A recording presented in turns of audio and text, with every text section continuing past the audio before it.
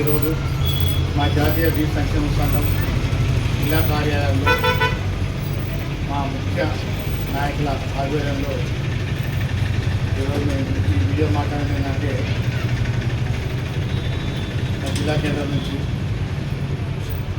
మన రాష్ట్ర ముఖ్యమంత్రి యనుమల రేవంత్ రెడ్డి గారు మన ఉమ్మడి పాలమూరు జిల్లా వాసి అయినట్టు యనుమల రేవంత్ రెడ్డి గారు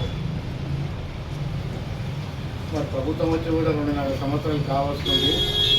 కానీ మరి రాష్ట్రాన్ని నడిపించాలంటే ఎంతో ముఖ్యమైనటువంటి హోంశాఖ కానీ, విద్యాశాఖ కానీ, మున్సిపల్ శాఖ కానీ, మరి మిగతా శాఖలు కానీ ఆయన తన దగ్గరనే పెట్టుకొని పరిపాలన చేస్తూ ఉన్నాడు. ఎందువరకు అంటున్నామంటే ఒక ముఖ్యమంత్రి అనే వ్యక్తి, ఆ ముఖ్యమంత్రి పదవే చాలా ఇంపార్టెంట్. ఆ పదవి చాలా ఇంపార్టెంట్. ఇది వేరే పదవిలో ఆయనకు టైం కూడా దొరకదు.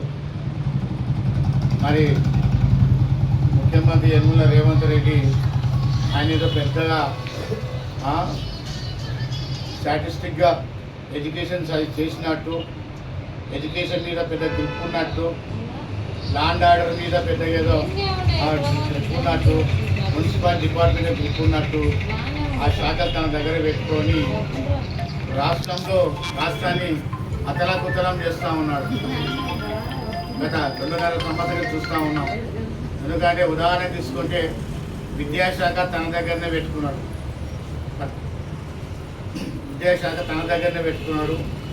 మరి కాంగ్రెస్ ప్రభుత్వం ఏర్పడితే సంవత్సరానికి 1,00,000 ఉద్యోగాలు రిక్రూట్మెంట్ చేస్తున్నాడు. మరి విద్యాశాఖ తన దగ్గరనే ఉంది. 2.5 సంవత్సరాలు కావస్తుంది ప్రభుత్వం ఏర్పడి. ఇప్పటి వరకు కూడా ఒక్క నోటిఫికేషన్ చేయలేదు, ఒక్కరిని కూడా ఎంప్లాయ్మెంట్గా చేయలేదు.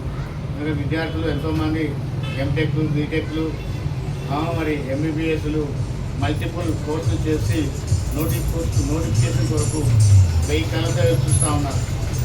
మరి విద్యా వ్యవస్థ మీద పట్టుకున్నటువంటి మన రాష్ట్ర ముఖ్యమంత్రి రేవంత్ రెడ్డి గారు మరి దీని మీద ప్రత్యేకమైన దృష్టి పెట్టాలి. నిరుద్యోగిగా ఉండి నెల సంవత్సరాలు యూనివర్సిటీల దగ్గర కోచింగ్ల పేరుతోటి వాళ్ళు అక్కడే ఉన్నారు. ఇప్పుడు అప్పుడు నోటిఫికేషన్ పడతాయి ఉద్యోగులు అని నిమ్మకు నీరెత్తినట్టున్నాడు. కాబట్టి ఖచ్చితంగా నోటిఫికేషన్ వేయాలి. వాళ్ళ నోటిఫికేషన్ వేసి ఉద్యోగాలు ఖాళీలన్నీ భర్తీ చేయాలని కూడా మా నేషనల్ తీసుకొని డిమాండ్ చేస్తూ ఉన్నాం. అట్లాగే కూడా రాష్ట్రంలో మరి గురుకులాలు సాధిస్తుంటే రాష్ట్ర తెలంగాణ వ్యాప్తంగా ఈ గత 2.5 సంవత్సరాల్లో ఎక్కడో ఒక చాట ఫుడ్ పాయిజన్ జరిగి విషసత్వాలు జరిగి మల్టిపుల్ ప్రాబ్లం తోటి విద్యార్థులు మరణాలు సంభవిస్తున్నాయి. మరి హెల్త్ మినిస్టర్ విద్యాశాఖ మంత్రిగా ఉన్నటువంటి యనుమల రేవంత్ రెడ్డి ఏ యొక్క జిల్లాలో కానీ ఏ యొక్క గురుకుల పాఠశాల విజిట్ చేసి అక్కడ సాగబద్ధాలు కూడా చూసే పరిస్థితి లేదు. ఎందుకోసంటే ఆయనకు టైం లేదు. కాబట్టి ఉదాహరణకి మన నాగరికలు తీసుకుంటే మన నాగరికల్లో దిగలవాడ దగ్గర గురుకుల పాఠశాలలో 11 మంది పిల్లలు ఫుడ్ పాయిజన్ అయ్యి సౌబత్తులమండి ఉంటే కూడా జిల్లా హాస్పిటల్ నుంచి మరి మహబూబ్నగర్ డిస్ట్రిక్ట్ హాస్పిటల్ ప్రిఫర్ చేసి ఉంటే కూడా మరి విద్యాశాఖ మంత్రి కూడా విజిట్ చేయలేదు, చూడలేదు. అంటే ఆయన ఇంతవరకు ఆ శాఖకు ఆయన సంతృప్తి చేస్తున్నది తేటతేలమవుతుంది. అది ఒక్కటే కాకుండా హోంశాఖ చూసుకుంటే ఇవాళ రాష్ట్రంలో భాగ్యనగర్ ఎక్కడ చూస్తే కూడా పరువు హత్యలు, ప్రేమహత్యలు, భూమి తగాదాలు, విచ్చలవిడేటువంటి మర్డర్లు జరుగుతూ ఉన్నాయి. దీని అందరి కారణం ఏంటంటే దానికి సంబంధించినటువంటి హోంశాఖకు మంత్రి లేకపోవడం.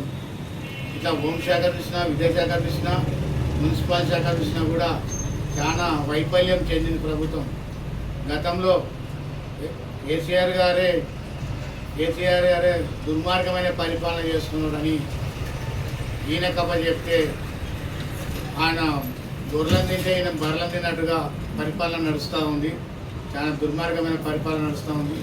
ఇప్పటికైనా ఆయన వాస్తవాన్ని గ్రహించి తక్షణమే రాష్ట్రంలో లా అండ్ ఆర్డర్కు హోంశాఖని, విద్యాశాఖకు విద్యాశాఖని, మున్సిపల్ శాఖని నియమించి ఫుల్ఫిల్ చేయాలి.